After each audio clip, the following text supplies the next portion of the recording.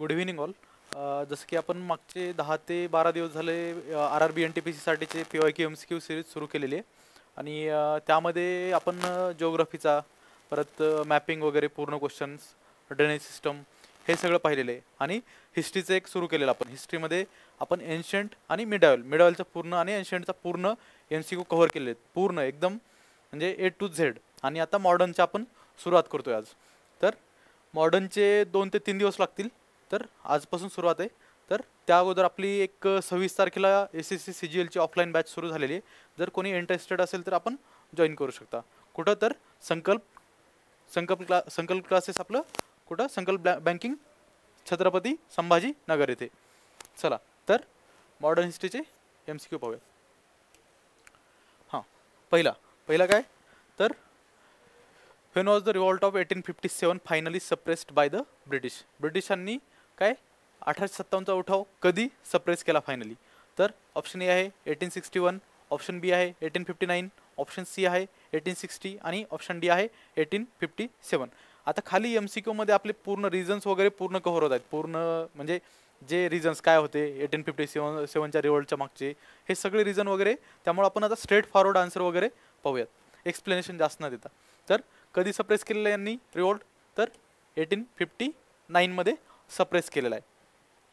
म्हणजे 2 वर्ष चाललेला हा रिव्हॉल्ट आणि त्यानंतर हा सप्रेस झालेला आहे.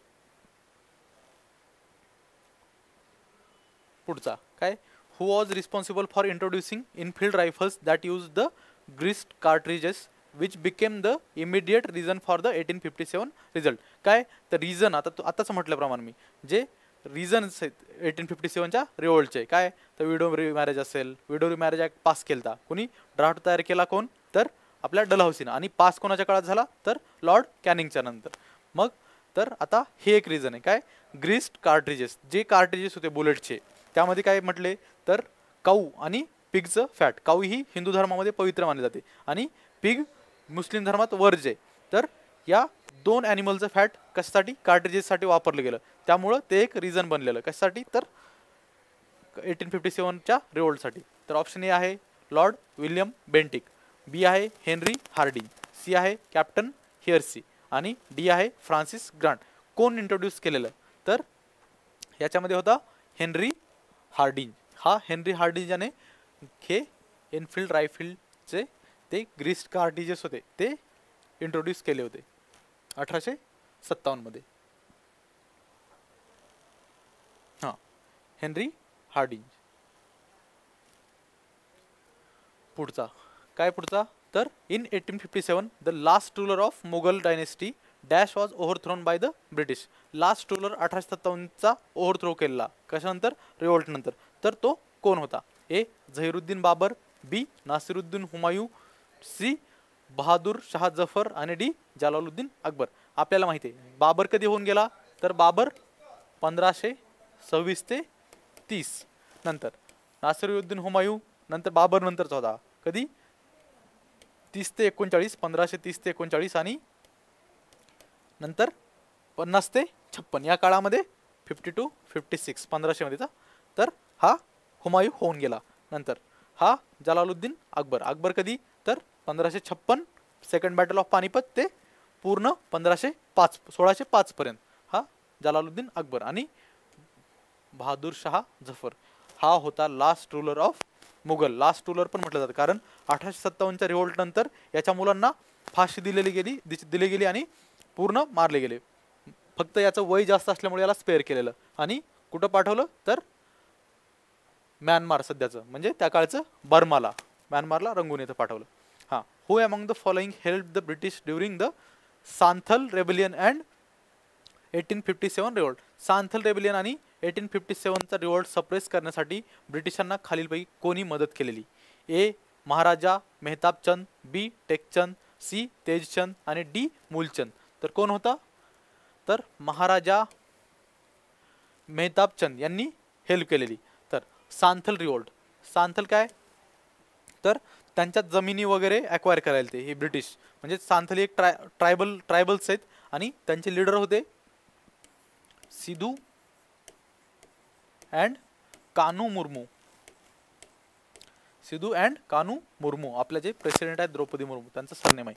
सांथल रेबेलियन लक्षात ठेवायचं कधीपासून, 1855 टू 57 या काळात सांथल रेबेलियन होता. म्हणजे हे पॅरलली कोणाच्या, तर 1857च्या उठावाच्या पॅरलली आहे हा.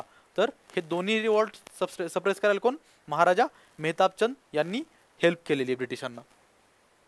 आपल्यातले पण होते काही जे ब्रिटिशांना हेल्प केली. तर ग्वालियरचे आपले सिंधिया होते, त्यांनी पण रिवॉल्टमध्ये पार्टिसिपेट न करता तर त्यांनी ब्रिटिशांना हेल्प केली. त्यामुळे काय झालं, तर तात्या टोपे आणि आपल्या झाशीच्या राणी लक्ष्मीबाई यांनी ग्वालियरचा फोर्ट घेतला होता, म्हणजे सिंधियांना हरवून. पुढचा काय, dash was celebrated as the first war of independence. First war of independence म्हणजे पहिला स्वातंत्र्याचा लढा असं कशाला म्हटलं जातं. A, the Rowlatt act, the Rowlatt satyagraha of 1919. B, the Santhal revolt of 1855-56. The uprising of 1857. आणि ऑप्शन डी आहे द सिव्हिल वॉर ऑफ 1861. तर आन्सर काय, फर्स्ट वॉर ऑफ इंडिपेंडन्स, पहिला स्वातंत्र्याचा लढा. कशाला, तर अपरायझिंग ऑफ 1857 याला पहिला स्वातंत्र्याचा लढा म्हटलं जातं. पुढचा काय, which infantry battalion was involved in the killing of all it's white officers in the revolt of 1857. सगळे व्हाईट ऑफिसर्स या इन्फंट्री डिव्हिजननं मारलेले. तर ही इन्फंट्री डिव्हिजन कुठली होती, तर ऑप्शन ए काय, 20th नेटिव्ह इन्फंट्री. बी आहे first native infantry. C a 41st native infantry. आणि D a 21st native infantry. तर आन्सर आहे 41st नेटिव्ह इन्फंट्री. या इन्फंट्री डिव्हिजननं काय, सगळे जेवढे ब्रिटिश ऑफिसर्स होते ते सगळे मारलेले आहेत. पुढचा काय, Tatya Tope was one of the leaders who participated in the Indian rebellion of. खालीलपैकी कुठल्यामध्ये पार्टिसिपेट केला, आताच पाहिला आपण, तात्या टोपे आणि लक्ष्मीबाईने ग्वालियरचा फोर्ट घेतला. तात्या टोपे हे काय, नानासाहेब जे आपल्या कानपूरला बसून आपले पेशवा होते. पेशवा 1818 झाल्यानंतर, म्हणजे मराठा अँग्लो मराठा वॉर झाल्यानंतर 1818 नंतर पेशवा जे पुण्यामध्ये बसून, म्हणजे यांना वाटायचं की परत एकदा काहीतरी उठाव करतील आणि स्वतःकडे किंगडम घेतील, म्हणून यांनी बिठूरला पाठवले ते सगळे पेशवा. तर हे कमांडर होते तात्या टोपे पेशव्याचे. तर तात्या टोपे कुठल्या रेबेलियनमध्ये होते, तर 1857च्या. ऑप्शन आहेत 1890, 1902 आणि 1859. तर 1857 लक्षात ठेवायचे, तात्या टोपे. ग्वालियरचा फोर्ट घ्यायला लक्ष्मीबाईंना मदत केलेली, आणि लक्ष्मीबाईंची डेथ पण कुठं, ग्वालियरला झालेली. कधी, 1858 मध्ये. तर पुढे MCQ असेल बघा एकदा त्यात.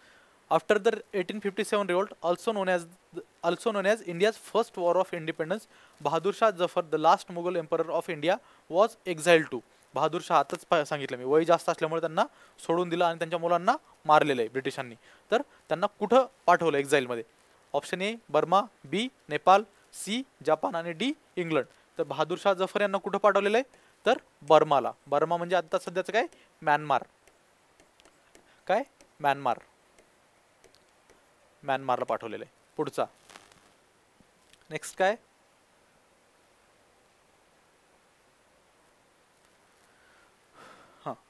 हु ignited the spark of freedom that led to the revolt of 1857. Spark of freedom म्हणजे कोण हे केलं, म्हणजे थिनगी म्हणजे पेटवली पहिली. तर ते 1857च्या रिवॉल्टचं कारण बनले. ए मंगल पांडे, बी सुभाषचंद्र बोस, सी भगतसिंग आणि जवाहरलाल नेहरू. तर यातलं काय आन्सर, 1857 मध्ये हे सगळे होते का बाकीचे, नाहीये. हे तर 1900च्या नंतरचे सगळे.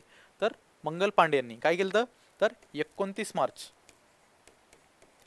1857, चूक होती अशी. तर 29 मार्च 1857ला यांनी काय केलं, जे ग्रीस्ड कार्ट्रिजेस होते तर ते म्हणजे तोंडात गेलं, म्हणजे तोंडात टाकायला म्हणजे नकार दिला. आणि त्यानंतर थोडं जे ऑफिसर होते त्यांनी त्याला प्रेशराईज करायचा प्रयत्न केल्यानंतर ऑफिसरलाच गोळी मारलेली. कोण, मंगल पांडे यांनी. 29 मार्च 1857ला. आणि उठाव कधी सुरू झालेला आहे, तर पुढे MCQ आहे तरी आता पाहून घ्या. 10th of May 1857. कुठं, तर मीरत पासून सुरुवात झालेली. मेरठ आता सध्याचं. द सेपॉय म्युटिनी और first war of independence against British rule टूक प्लेस इन द इयर. परत तोच, फक्त ही लँग्वेज चेंज आहे. Questions as it is similar आहेत, फक्त चुकायचं नाही थोडं लँग्वेज चेंज केल्यामुळं. A 1836, B 1857, C 1757 आणि D 1716. 1716 1836चा काही संबंध आहे का? नाही. 1757ला बॅटल ऑफ प्लासी आहे आणि 1857ला काय झालं तर रिव्हॉल्ट ऑफ 1857. इझी MCQ आहेत, ॲज इट इज उतरणार आहेत एक्झाममध्ये, पहा तुम्ही. Which Indian sepoy in the British army played a key part in events immediately preceding the outbreak of the Indian rebellion of 1857.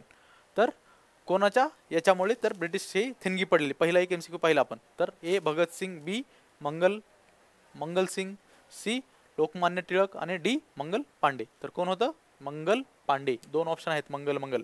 तर फास्ट मध्ये मंगल सिंग करून येऊ नका. तर काय मंगल पांडे. रिपिटेशन आहे क्वेश्चनचं, पण फक्त थोडं चेंज आहे, ते दाखवण्यासाठी रिपिटेशन केलेलं आहे. मग ते वगळता पण म्हणजे वगळता आले असते क्वेश्चन, पण फक्त लक्षात यावं म्हणून परत टाकलेले आहेत. In which place did Shahmal led the revolt in 1857. Shahmal यांनी 1857चा रिव्हॉल्ट कुठून लीड केलेला आहे? तर ए हिसार हरियाणा, बी भिवानी हरियाणामध्येच आहे, सी बरौत उत्तर प्रदेश आणि रोहतक पण हरियाणामध्येच आहे. तर कुठं? बरौत उत्तर प्रदेश इथून काय केलेलं आहे तर शहामल यांनी काय केले? रिव्होल्ट 1857चा लीड केलेला आहे. कुठं? बरौत उत्तर प्रदेशमधून. पुढचा काय? In which year was Rani Lakshmibai of Jhansi killed in battle? A 1853, B 1858, C 1885 आणि डी 1835. तर लक्ष्मीबाईंची डेथ कधी झालेली? तर 1858ला. कुठं? ग्वालियर फोर्ट घेतला होता यांनी. ग्वालियर फोर्ट कोण हरवलं होतं? सिंधियांना. ग्वालियर फोर्ट घेतला होता तात्या टोपे आणि लक्ष्मीबाईंनी. तर ग्वालियर फोर्ट इथं डेथ झालेली त्यांची. परत आलं इंग्रजांनी म्हणजे ट्रूप्स बोलवले आणि परत त्यांचा डिफीट केलेला आहे. 1858ला लढता यांची डेथ झालेली. Next, who was the last Mughal emperor of India? Last Mughal emperor of India कोण होतं? आलमगीर II, बहादूर शाह सेकंड, अहमद शाह बहादूर आणि औरंगजेब. आता याच्यात पण कन्फ्युजन होऊ शकतं. बहादूर शाह 2 दिले आणि तो तर बहादूर शाह जफर आहे. तर आन्सर याचं कोण होतं? Last Mughal emperor of India तर बहादूर शाह जफर सेकंड.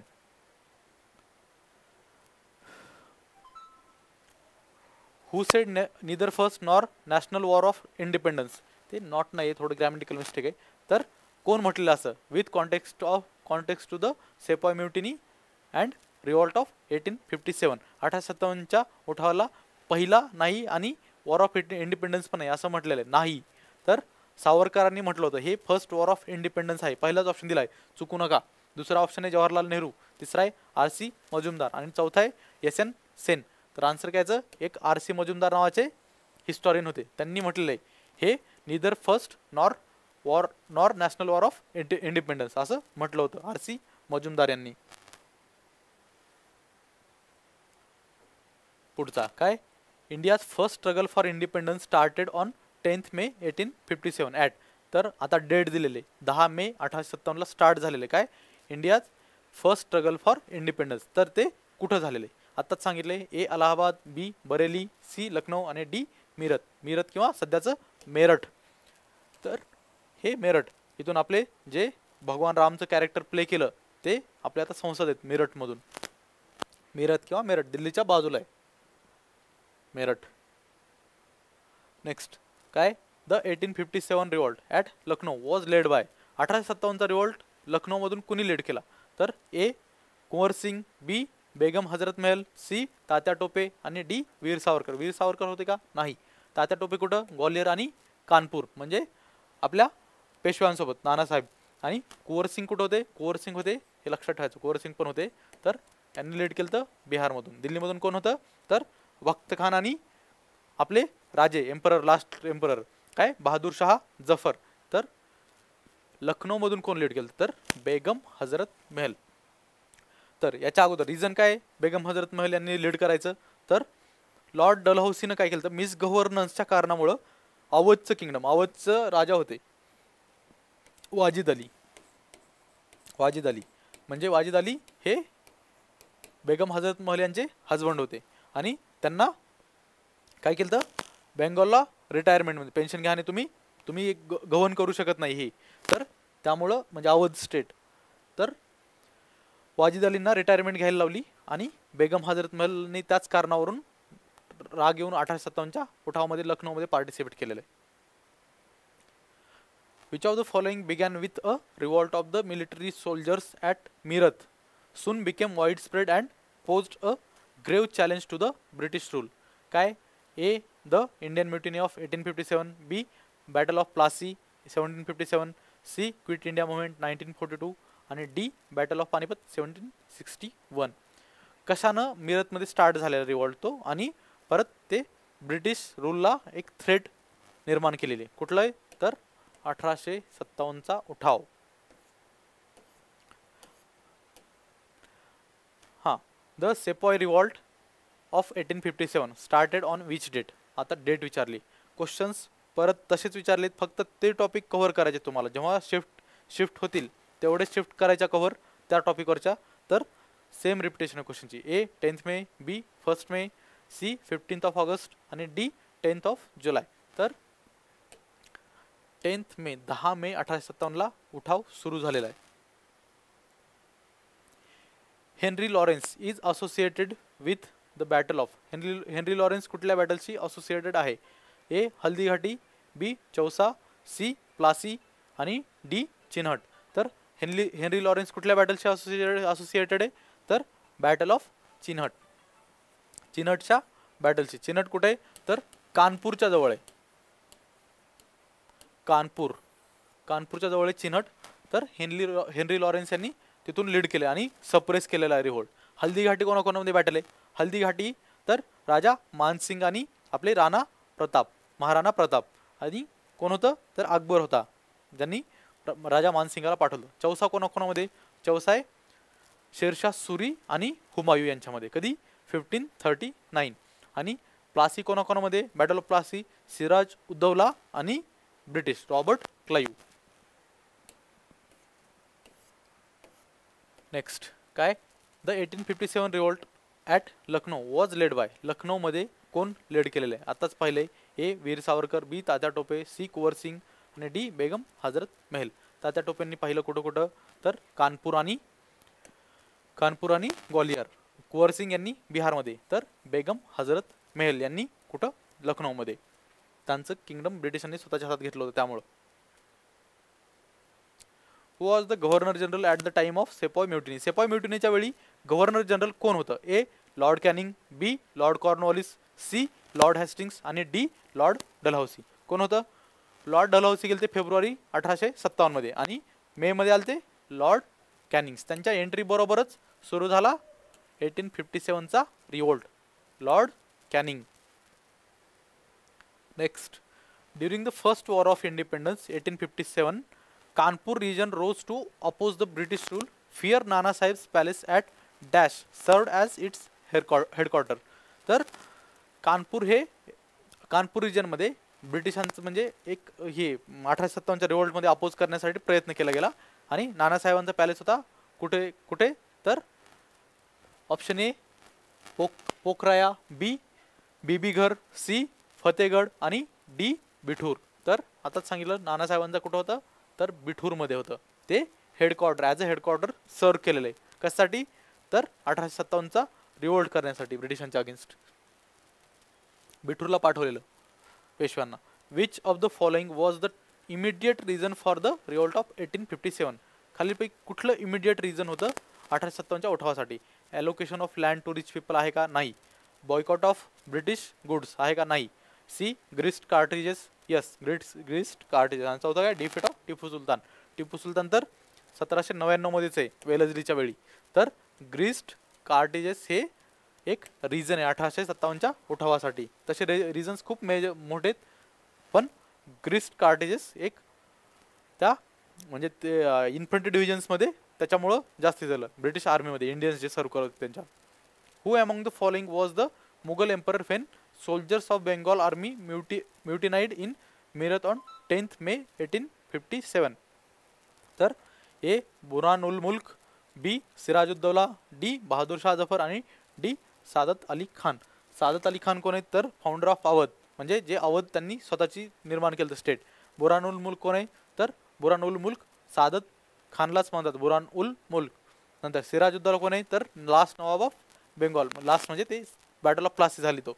आणि मग आन्सर काय याचं, Bahadur Shah Zafar. The Jallianwala Bagh massacre took place during the term of viceroy. कोणाच्या काळात जालियनवाला बाग हत्याकांड घडलेलं आहे? A lord Irwin, B lord Chelmsford, C lord Dalhousie आणि डी लॉर्ड रिपन.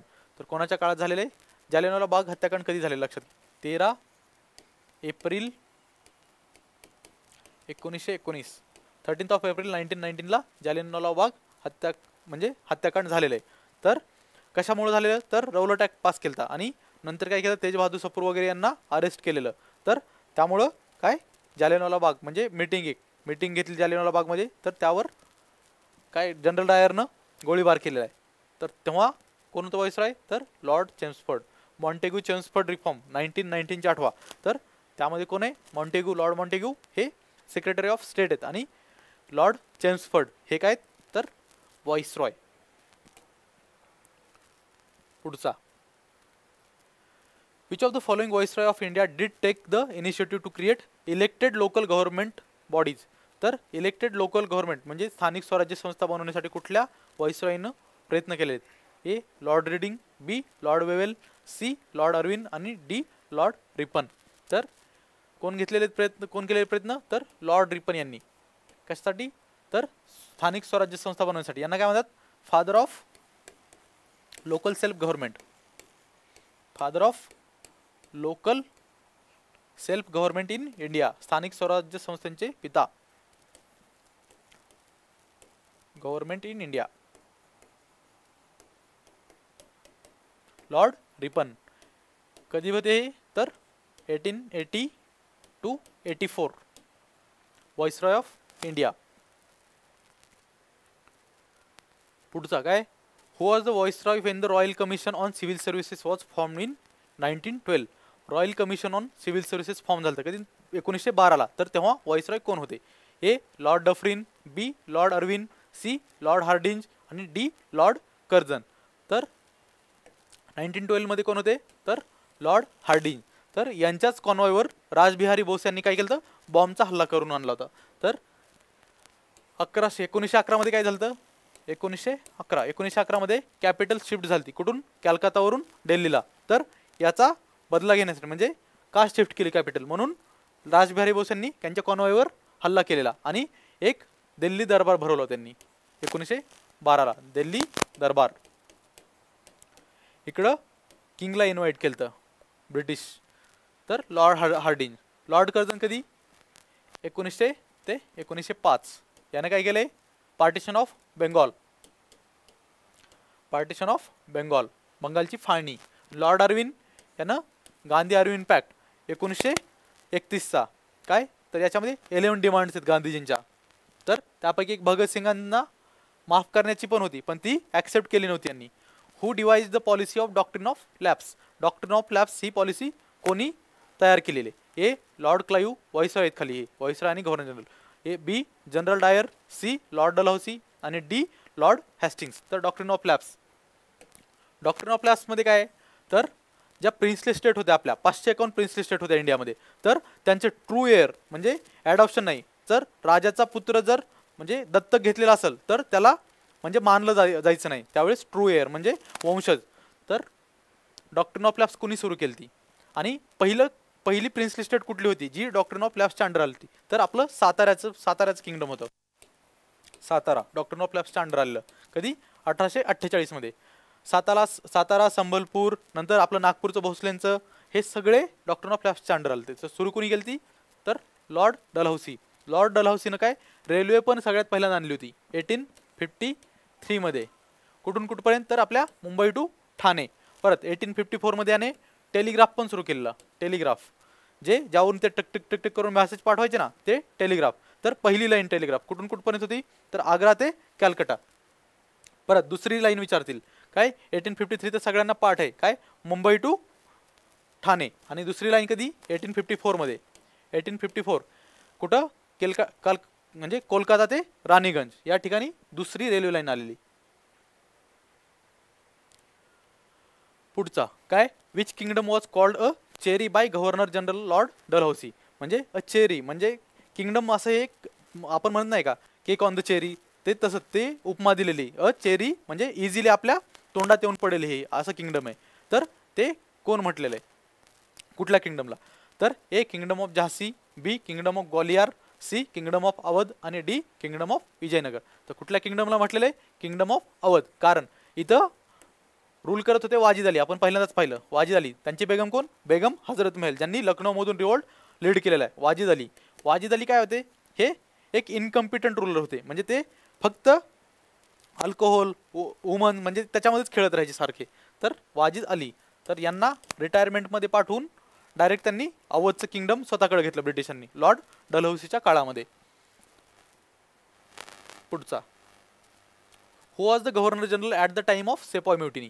म्हणजे 1857 जी उठाव झाला त्यावेळेस गव्हर्नर जनरल कोण होतं? Lord Cornwallis, B lord Dalhousie, C lord Canning आणि डी लॉर्ड हेस्टिंग्स. तर कोण होतं गव्हर्नर जनरल? तर लॉर्ड कॅनिंग. लक्षात ठेवायचं, first governor general of India कोण आहे? तर लॉर्ड विल्यम बेंटिक. आणि last governor general of Bengal कोण आहे? लॉर्ड विल्यम बेंटिकच. आणि last governor general of India कोण आहे? Lord Canning. आणि फर्स्ट व्हाईसरॉय ऑफ इंडिया कोण आहे? तर लॉर्ड कॅनिंग आहेत. विल्यम बेंटिक आणि लॉर्ड कॅनिंग लक्षात ठेवा. लास्ट आणि फर्स्ट आहेत. Which of the following viceroy of India did take the initiative to create elected local government bodies? म्हणजे स्थानिक स्वराज्य संस्था निर्माण करायचा प्रयत्न खालीलपैकी कुठल्या व्हाईसरॉयने केलेला आहे? A lord Ripon, B lord Reading, C lord Irwin आणि डी लॉर्ड वेवेल. तर कोण केलेलं आहे? लॉर्ड रिपन यांनी. आताच पाहिलं आपण लॉर्ड रिपन. कारण इंग्लंडमध्ये सुरू झालं लाईट्स वगैरे रस्त्यावर लावायच्या. म्हणजे जे लोकल सेल्फ म्हणजे स्थानिक स्वराज्य संस्था करायच्या, रस्त्यावर लाईट, पाण्याची व्यवस्था, परत अजून नळ वगैरे ही सगळं, नाल्या. तर लॉर्ड रिपन यांनी काय केलं? तर ती जबाबदारी कोणाकडं? तर स्थानिक स्वराज्य संस्थांकडं, लोकल गव्हर्नमेंटकडं. आणि परत यातून यांना काय करायचं होतं? यांचं फायनल म्हणजे अल्टिमेट एम गोल होतं तर स्थानिक लोक होते जे खेड्यापाड्यातले त्यांच्याकडून टॅक्स गोळा करायचा. तर नेक्स्ट लॉर्ड रिपन 1880 ते 1884 या काळातले viceroy. The subsidiary alliance was a non intervention policy devised by. Subsidiary alliance non intervention policy होती. ती कोणी डिवाइस केलेली? कधी? 1798 मध्ये. A lord Bentinck, B lord Cornwallis, C lord Wellesley आणि डी लॉर्ड इर्विन. तर सबसिडरी अलायन्स कोणाच्या काळात आली? तर लॉर्ड वेलेस्लीच्या काळात 1798 ते 1805 मध्ये हे गव्हर्नर जनरल ऑफ बेंगॉल हे होते. तर यांच्या काळात ही सबसिडरी अलायन्स आली. याच्यामध्ये काय करायचे? हे स्वतःची आर्मी प्रोटेक्शनसाठी म्हणजे एक्सटर्नल आणि इंटरनल अफेअर्स आम्ही तुमचे म्हणजे जर कोणी अटॅक केला वगैरे तर आम्ही सगळं सांभाळून घेऊ असं म्हणून यांनी राजे वगैरे यांना कन्व्हिन्स करायचे आणि स्वतःचे एक रिप्रेझेंटेटिव्ह प्लस आर्मी ठेवून तर ते किंगडम स्वतःच्या अंडर घ्यायचे. कशानं? Subsidiary alliance. वेलेस्ली आणि doctrine of lapse lord Dalhousie. Who was the Governor General of Bengal when the permanent settlement was introduced there in 1793? 1793 मध्ये परमनंट सेटलमेंट ही एक टॅक्स रेव्हेन्यू सिस्टम होती. कशाची? तर टॅक्स गोळा करायचा जमिनीमधून, जे उत्पन्न निघते आपल्या जमिनीतून, तर ते गोळा करण्यासाठी एक परमनंट सेटलमेंट इंट्रोड्यूस केलेली. तर ती कोणाच्या काळात झाली? 1793 ला. A Warren Hastings, B William Hedges, C Robert Francis आणि डी चार्ल्स कॉर्नवॉलिस. कोणाच्या काळात झालेली? तर चार्ल्स कॉर्नवॉलिस. आणि मेन कोण होता याच्यामध्ये? तर जे 1793 नंतर 1798 पर्यंत गव्हर्नर जनरल राहिले बेंगॉलचे ते जॉन शोर हे लॉर्ड कॉर्नवॉलिसचे डेप्युटी होते आणि त्यांनी परमनंट सेटलमेंट म्हणजे सुरू करण्यासाठी सगळ्यात मोठे योगदान जॉन शोर यांचे. आणि कॉर्नवॉलिस फक्त काय होते? गव्हर्नर जनरल असल्यामुळे त्यांचं नाव लागलेलं आहे कॉर्नवॉलिस यांचं. आणि कॉर्नवॉलिस हे असे गव्हर्नर जनरल आहेत एकमेव जे आपलं डिफेन्स म्हणजे आर्मी पण त्यांनी स्वतःच्या ह्याच्यात होती म्हणजे त्यांच्या स्वतःकडे होती. कॉर्नवॉलिस जे अमेरिकन सिव्हिल वॉर झालं, अमेरिकन वॉर ऑफ इंडिपेंडन्स, जे अमेरिकन लोकांनी ब्रिटिशांच्या अगेन्स्ट, तर ते शेवटचे तिथं एक कमांडर होते म्हणजे हे सेकंड इन कमांड होते पहिल्यांदा कॉर्नवॉलिस. तर कॉर्नवॉलिस यांच्या काळातच अमेरिकन वॉर ऑफ इंडिपेंडन्स झालेलं अमेरिकेमध्ये. त्यानंतर हे इंडियामध्ये आले गव्हर्नर जनरल म्हणून. Who was the first governor general of free India? Governor general of free India म्हणजे आपण इंडिपेंडन्स झाल्यानंतर पहिले गव्हर्नर जनरल कोण होते? तर A lord Mountbatten, B lord Wavell, C lord Irwin आणि डी लॉर्ड विलिंग्डन. तर कोण होतं? Lord Mountbatten. म्हणजे 1947 मध्ये आपल्याला इंडिपेंडन्स मिळालं. तर म्हणजे आउट ऑफ गुड कर्टसी याच्या अंडर काय नेहरूंनी लॉर्ड माउंटबॅटन यांनाच काय तर governor general of free India बनवलं. म्हणजे मदत केली म्हणून. काय मदत केली? तर पार्टिशन ऑफ पाकिस्तान केले यांनी. 2 भागामध्ये विभागणी केली. परत प्रिन्सली स्टेट्सला म्हणजे तुम्हाला इंडिपेंडन्स आहे, जॉईन करायचं आहे तर करा, नाहीतर तुम्ही इंडिपेंडंट राहा. तर यांनी अशी मदत केली. तरी यांना पहिला गव्हर्नर जनरल बनवलं. इंडियन्स चांगले ते पण ब्रिटिश म्हणजे फायदाच घ्यायची, गैरफायदा आपला. In 1798 who became the governor general and built a massive palace, काय government house for himself in Calcutta. कोण? 1798 मध्ये कोण एक गव्हर्नर जनरल बनला आणि स्वतःसाठी एक मोठा पॅलेस बनवला, एक राजवाडा. तर कोण होता हे? तर lord Cornwallis, B lord Wellesley, C lord Bentinck आणि डी लॉर्ड क्लाइव्ह. तर 1798 मध्ये कोण होता गव्हर्नर जनरल? लॉर्ड वेलेस्ली याने स्वतःसाठी एक मोठा राजवाडा बांधलाय. पुढचा, who described the kingdom of Awadh as a cherry that will drop into our mouth one day. तर अवधचं किंगडमला एक चेरी असं ती काही काळानंतर आपल्या तोंडामध्ये म्हणजे आपल्या तोंडामध्ये मिळेल, म्हणजे आपल्याकडं सामील होईल असं म्हटलंय. A lord Dalhousie, B lord Wellesley, C lord Curzon आणि डी वॅरन हेस्टिंग्स. तर लॉर्ड डलहौसीनं आताच सांगितलं तुम्हाला, आणि त्याचाच राग बेगम हजरत महलनं काढला लखनौमध्ये. लॉर्ड डलहौसी यानंच भरपूर किंगडम घेतले. सातारा वगैरे डॉक्ट्रिन ऑफ लॅप्सच्या अंडर, सातारा, संबल, जैतपूर, परत आपलं नागपूर, हे सगळे. झांसी, झांसीचं म्हणजे राणी लक्ष्मीबाईंना ट्रू एअर नव्हता, म्हणजे मूल नव्हता अपत्य, मग त्यांनी दत्तकपुत्र घेतला म्हणून यानं डॉक्ट्रिन ऑफ लॅप्सच्या अंडर ते पण किंगडम स्वतःकडे घेतलेलं. Who became the last governor general and first viceroy of India during the rule of British crown? A lord William Bentinck, B lord Dalhousie, C lord Canning आणि D sir John Macpherson. तर कोण आहे? Lord Canning. काय आताच सांगितलं होतं मी तुम्हाला, last governor general of India आणि फर्स्ट व्हाईसरॉय कोण आहे? तर Lord Canning. India last governor general of India आणि बेंगॉल कोण आहे? बेंगॉल तर विल्यम बेंटिक आहे. Last governor general of Bengal आणि first governor general of India lord William Bentinck.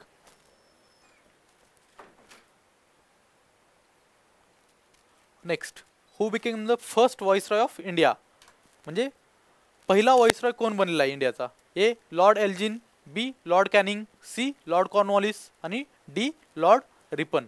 तर पहिला व्हाईसरॉय आत्ताच सांगितलं lord Canning. Last governor general of India आणि फर्स्ट व्हाईसरॉय ऑफ इंडिया म्हणजे जेव्हा 1858 मध्ये काय आलं? Queens proclamation. Queen's proclamation. Queen's प्रोक्लेमेशनला काय म्हणतात? तर act of good governance of India 1858. तर क्वीन्स प्रोक्लेमेशन म्हणजे आपल्यावर हे चांगला कारभार करायचा प्रयत्न करणार आहे त्याच्या पुढं. तर याच्यानं पहिलं जे गव्हर्नर जनरल ऑफ इंडिया होतं त्यालाच काय बनवलं? Viceroy of India. आणि 1858च्या कायद्याने काय केलं? तर secretary of state. Secretary of state हे एक नवीन पद तयार केलेलं, नवीन पोझिशन. आणि त्याच्याच अंडर हा काय होता? तर एक मिनिस्टर होता. कुठं? इंग्लंडमध्ये. आणि तो काय करणार? तर आपल्या पूर्ण इंडियाचं जे गव्हर्नन्स आहे त्याच्यावर लक्ष ठेवणार आहे. कोण? Secretary of state. आणि त्याला असिस्ट करण्यासाठी एक काउन्सिल बनवलेली, त्याचीच council, 15 member council to assist secretary of state. तर कोण होते फर्स्ट व्हाईसरॉय? तर लॉर्ड कॅनिंग. पुढचा काय? Name the viceroy of India who was associated with the controversial Ilbert bill during the Indian freedom struggle. तर Ilbert bill controversy काय आहे हे थोडक्यात. तर Lord Lansdowne, B Lord Mayo, C Lord Dufferin आणि D lord Ripon. तर कोण होतं इल्बर्ट बिल कॉन्ट्रोवर्सीच्या वेळेस? तर लॉर्ड रिपन हे होते. 1880 ते 1884. 1880 ते 1884 या काळात लॉर्ड रिपन हे इल्बर्ट बिल कॉन्ट्रोवर्सीच्या वेळी होते. इल्बर्ट बिल हे काय? इल्बर्ट बिल कॉन्ट्रोवर्सी काय आहे?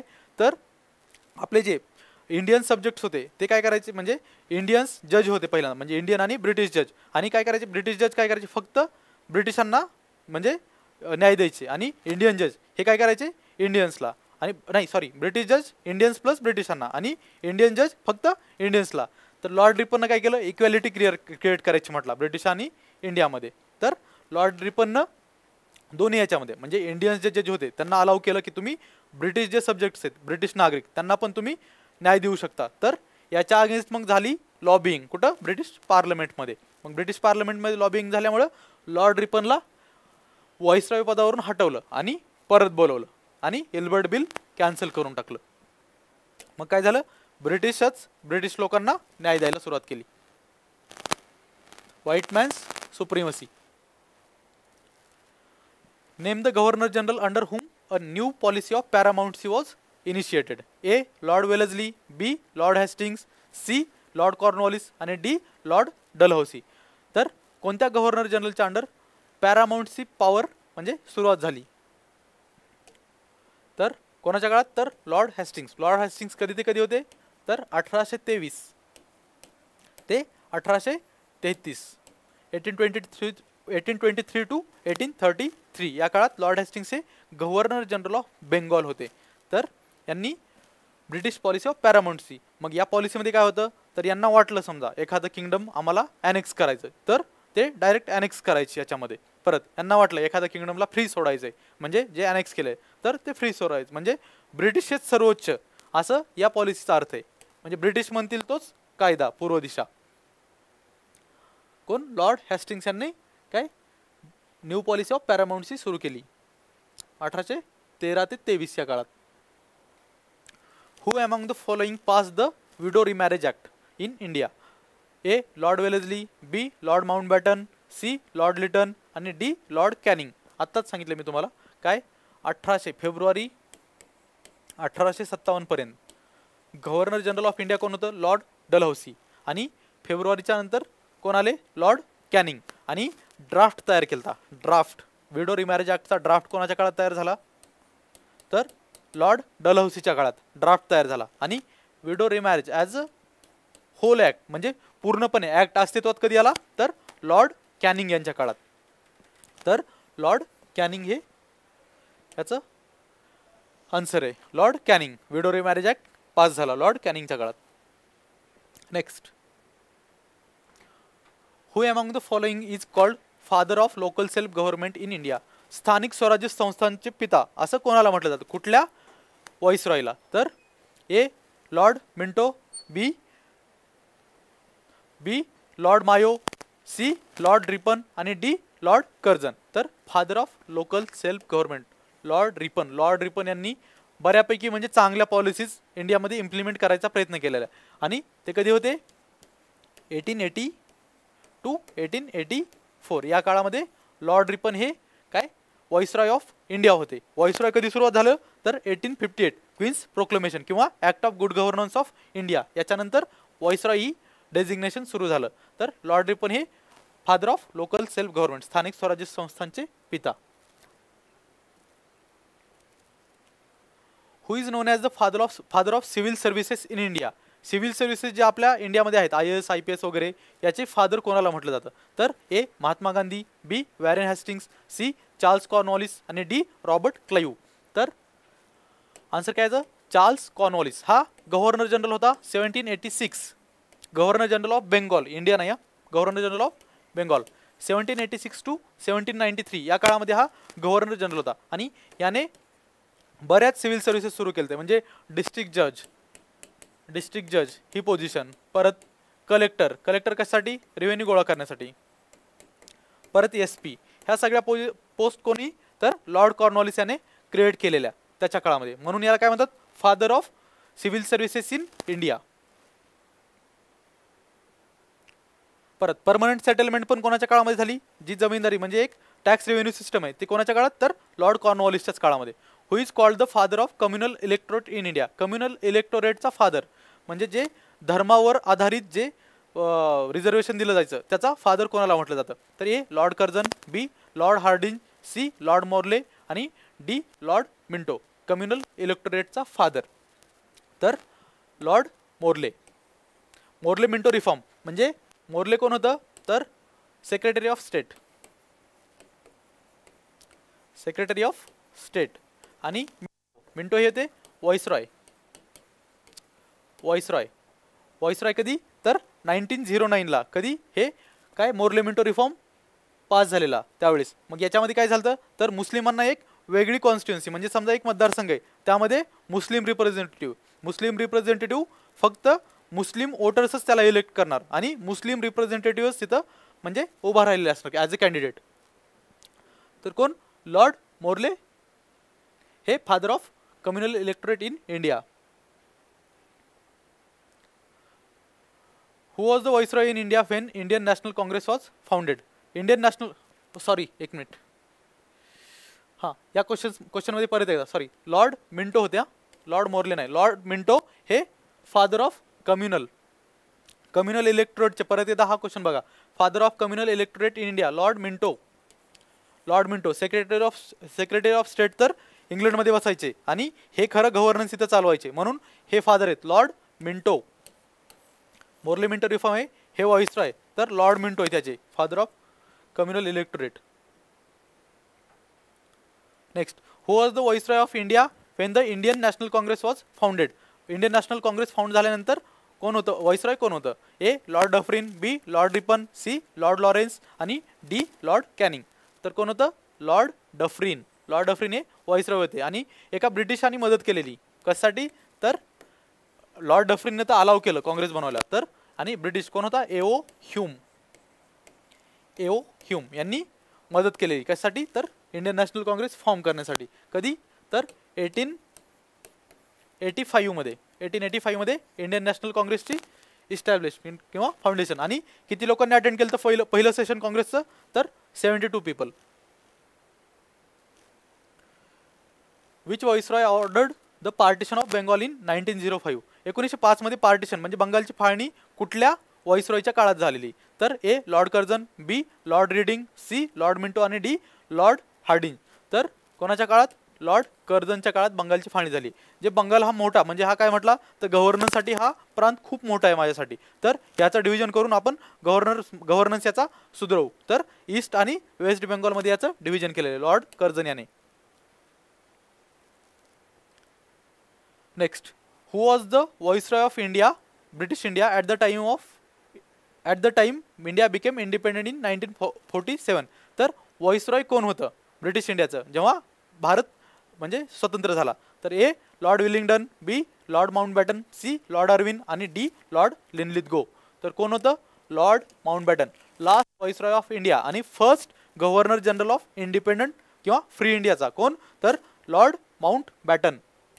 आणि यांच्या स्वागतासाठीच आपलं जे प्रेसिडेन्शियल इस्टेट आहे राष्ट्रपती भवन आणि सेकंड वॉरचं काय वॉर मेमोरियल काय इंडिया गेट हे बनवलं गेलंय हे यायच्या अगोदर Mountbatten. Next, in which year was the title viceroy given to governor general of India? Governor general of इंडियाला व्हाईसरॉय हे टायटल कधी दिलं गेलेलं आहे? ए 1876, बी 1857, सी 1905 आणि डी 1858. तर 1858 मध्ये काय दिले? गव्हर्नर जनरल ऑफ इंडियाला व्हाईसरॉय हे टायटल दिलेले. तर फर्स्ट गव्हर्नर जनरल ऑफ म्हणजे last governor general of India आणि फर्स्ट व्हाईसरॉय ऑफ इंडिया कोण आहेत? तर लॉर्ड कॅनिंग आहेत. तर हे 1858ला क्वीन्स प्रोक्लेमेशन किंवा act of good governance of India हे 1858ला आणला होता आणि त्याच्यानंच चेंज केलं. आणि सेक्रेटरी ऑफ स्टेट पण पोझिशन क्रिएट झालेली 1858 मध्येच. Name the first Indian to join व्हाईसरॉयज executive council? व्हाईसरॉयची executive council जी 15 मेंबरची होती असिस्ट करायची व्हाईसरॉयला ती कोणत्या इंडियननं पहिली जॉईन केलेली? ए सतीश रंजन दास, बी तेज बहादूर सप्रू, सी सत्येंद्र प्रसाद सिन्हा असेल सत्येंद्र प्रसाद सिन्हा आणि डी भूपेंद्रनाथ मित्रा. तर कोणी? SP सिन्हा यांनी 1909 मध्ये म्हणजे मोर्ले मिंटो रिफॉर्म झाले तेव्हा हे SP सिन्हा हे व्हाईसरॉयच्या एक्झिक्युटिव्ह काउन्सिलवर पहिले मेंबर गेले आहेत इंडियन. व्हाईसरॉयची एक्झिक्युटिव्ह काउन्सिल आणि लेजिस्लेटिव्ह काउन्सिलवर आपलं रिप्रेझेंटेशन 1853च्या ॲक्टनं झालेले council act of charter act of 1853च्या यानं झालेले. आणि 1861 मध्ये कोण? राजा ऑफ बनारस, नंतर महाराजा ऑफ पटियाला आणि सर दिनकर राव काय तिघजण 1861 मध्ये काउन्सिलवर गेले आहेत लेजिस्लेटिव्ह काउन्सिलवर. हां, which governor general of India propose the vernacular press act in 1878. 1878 मध्ये वर्नॅक्युलर प्रेस ॲक्ट कोणी पारित केलेला आहे हा? तर ए कुठल्या गव्हर्नर जनरलनं? तर A lord Chelmsford, B lord Lytton, C lord Minto आणि डी लॉर्ड हार्डिंज. तर कोण? लॉर्ड लिटन याने 1878 मध्ये काय वर्नॅक्युलर प्रेस ॲक्ट म्हणजे जी आपले स्वतःचे म्हणजे जे आपल्या वर्नॅक्युलर लँग्वेजमध्ये न्यूजपेपर किंवा जे मॅगझिन वगैरे होते त्यांना थांबवण्यासाठी 1878 मध्ये वर्नॅक्युलर प्रेस ॲक्ट पास केलेला आहे लॉर्ड लिटनने. आणि दिल्ली दरबार पण त्याच्या काळात सुरू झाला होता, आणला होता त्यानं, म्हणजे प्रिन्सला बोलवलं होतं. Subsidiary alliance through which the British were responsible for protecting their Indian allies from external and internal threats to their power was devised by. कोण सबसिडरी अलायन्स आणलेला आहे थोडक्यात? तर lord Wellesley, B lord Curzon, C lord Dalhousie आणि D lord William Bentinck. तर subsidiary alliance आला 1798 मध्ये. कोणाच्या काळात? Lord Wellesley. आपण एक्सप्लेनेशन मागे पाहिलेले मागच्या क्वेश्चनमध्ये. पुढचा काय? In 1939 which viceroy of India announce that India had entered the war along with Britain.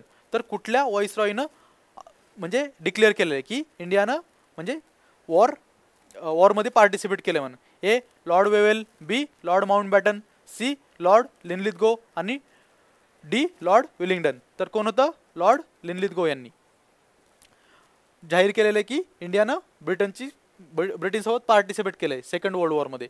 Which viceroy of India organise the statistical survey of India. Statistical survey of India कोण सुरू केलेलं आहे? A lord Dalhousie, B lord Canning, C lord Auckland आणि D lord Mayo. Lord Mayo यांनी statistical survey of India सुरू केलेलं आहे. पुढचा, under which viceroy was the permanent settlement of Bengal in 1873. 1873 नाही आहे ते 1893 आहे. 1893 introduced. A John Shore, B Charles Cornwallis, D C lord Dalhousie आणि डी फिलिप फ्रान्सिस. तर चार्ल्स कॉर्नवॉलिस यांच्या काळामध्ये परमनंट सेटलमेंट ही एक टॅक्स रेव्हेन्यू सिस्टम आलेली आहे. Next, who introduce the vernacular press act in India. परत आला क्वेश्चन, म्हणजे रिपिटेशन खूप जास्त आहे. A lord Willingdon, B lord Lytton, C lord Ripon आणि डी लॉर्ड डलहौसी. तर कोणाच्या काळामध्ये आला? 1878 मध्ये लॉर्ड लिटन यांच्या काळामध्ये वर्नॅक्युलर प्रेस ॲक्ट आला. लास्ट MCQ पाहू एकदा. लास्ट, हां, who was known as the father of civil service. हा पण पहिल्यांदा झालेला हा question. Who was known as the father of civil services in British India.